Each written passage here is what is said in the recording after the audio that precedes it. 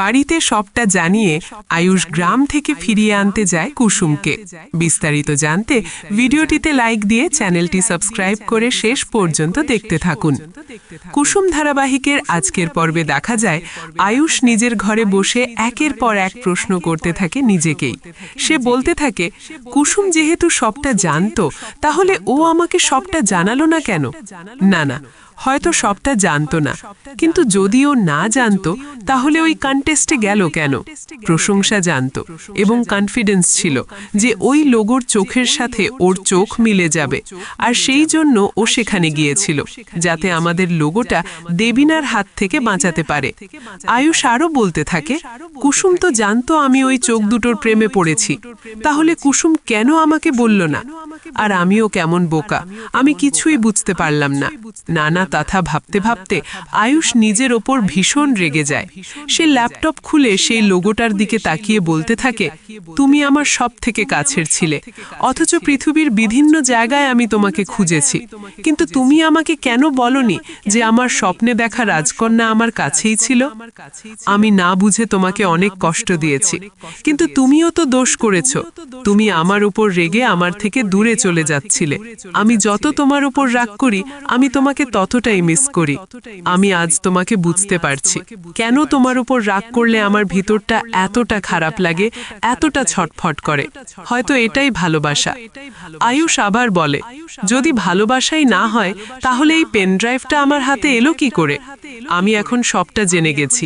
তোমাকে আর কোথাও যেতে হবে না কুসুম, আমাকে তোমার জন্য অপেক্ষা করতে হবে না।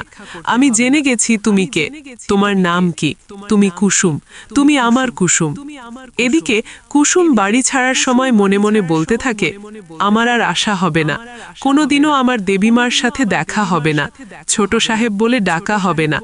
অনেক দূর চলে যাচ্ছি আমি, যতটা দূরে আপনি আমাকে দেখতে চেয়েছেন ছোট সাহেব, তার থেকেও অনেক দূরে, যেন আপনার ডাক আমার কাছে আর কখনো না পৌঁছায়। কুসুম চোখে জল নিয়ে ভাবে, আপনার সাথে কাটানো দিনগুলোই আমার সারা জীবনের জন্য যথেষ্ট। আমার কাউকে আর দরকার নেই।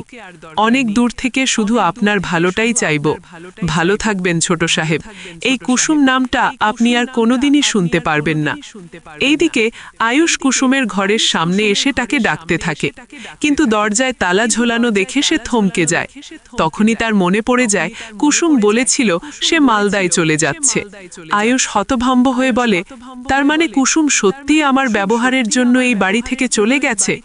সে বলতে থাকে, যে মেয়েটা কোনোদিন মিথ্যে কথা বলে না, সব সময় আমাদের পরিবারের কথা ভেবে এসেছে, তার ব্যাপারে আমি এরকমটা ভাবলাম কি করে? এরপর দেখা যায় ঈশান আর অনুশ্রী কথা বলছে। সেখানে গিয়ে আয়ুষ অনুশ্রীকে বলে, তোমার কাছ থেকে আমি একটা পারমিশন নিতে চাই। অনুশ্রী বলে, কিসের পারমিশন দাদা ভাই? আয়ুষ বলে, তোমার বরকে আমি কিছুদিনের জন্য কলকাতার বাইরে নিয়ে যেতে চাই, প্লিজ পারমিশনটা দিয়ে দাও।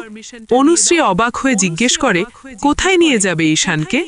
আয়ুষ ঈশানের দিকে তাকিয়ে বলে, আমি অনেক বড় ভুল করে ফেলেছি, আমাকে তুই ক্ষমা করে দে, তুই আমার সাথে চল। অনুশ্রী চিন্তিত হয়ে বলে, কোনো সমস্যা হয়েছে ভাইটা? আয়ুষ বলে, অনেক বড় সমস্যা হয়েছে, এর আগে আমি এত বড় সমস্যার সম্মুখীন হইনি। এরপর আয়ুষ আর ঈশান বেরিয়ে পড়ে। তাদের দৌড়ে যেতে দেখে ইন্দ্রাণী বলে, এভাবে কোথায় যাচ্ছ? আয়ুষ বলে, মা, আমি একটা বড় ভুল করে ফেলেছি, সেটা আমাকে ঠিক করতে হবে। তখন রাজ বলে, তুমি ভুল করেছো নাকি ঈশান ভুল করেছে? তার দায়ভার নিজের কাঁধে নিচ্ছ কেন? আয়ুষ মাথা নিচু করে বলে, এই প্রথমবার আমি ভুল করেছি। ঈশান সেখানে আমার ভুলটা শুধরে দেওয়ার চেষ্টা করেছে। আমি তাকে কষ্ট দিয়েছি, তার আত্মসম্মানে আঘাত দিয়েছি। এখন সেটা ভাবতেই আমার খারাপ লাগছে। রাজ তখন জিজ্ঞেস করে, তুমি কার কথা বলছো? কুসুমের কথা? আয়ুষ বলে, হ্যাঁ বাবা, কুসুম যে মেয়েটা আমাদের জন্য প্রাণের পরোয়া করে না, আমি সেই মেয়েকে কষ্ট দিয়েছি। আমি তাকে বলেছি যেন সে আর কোনোদিন আমাকে মুখ না দেখায়। আমার কথা শুনে কষ্ট পেয়ে কুসুম বাড়ি ছেড়ে চলে গেছে, আমি তাকে ফিরিয়ে আনতে যাচ্ছি। তখন মীনাক্ষী বলে, ও তো বাড়িতে গেছে, কাজ শেষ হয়ে গেলে ফিরে আসবে। তখন আয়ুষ বলে, আমি তাকে এমন অপমান করেছি যে সে আর ফিরবে না। তখন মীনাক্ষী বলে, কাজের লোকের আবার মান সম্মান কি? এই কথা শুনে ইন্দ্রাণী রেগে যায়। সে বলে, মান সম্মান সবার থাকে, যেমন তোর আছে তেমন ওরও আছে।